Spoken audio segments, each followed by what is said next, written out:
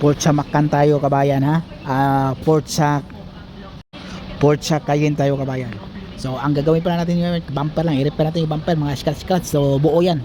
So ang pagtanggal ng bumper kabayan, hilahin lang to pag ganun, parang Mercedes-Benz kasi naka-clip to siya. Yan, pero may bolt dito sa loob, dalawa, ito sa taas saka dito. So kailangan ang gawin mo kabayan para hindi ka mahirapan, kasi mahirap hilahin kasi yung clip na to matibay. 2000 ko ito kabayan ha, 2009 model. So medyo mahirapan ka kasi yung mga bago modelo ngayon saglit lang.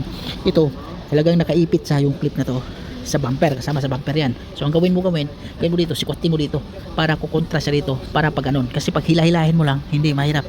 So masikwatin mo tapos urong na siya automatic. Ano? So pag ipasok mo, pasok mo lang siya sa butas tapos abante.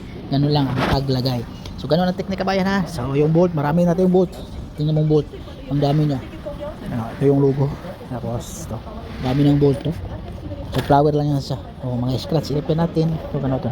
Tulad yan, hilahin na natin yung kontrahan natin para yung kalang niya lalabas. So, ganun lang simple kabayan. Ipakita ko sa inyo kabayan ha.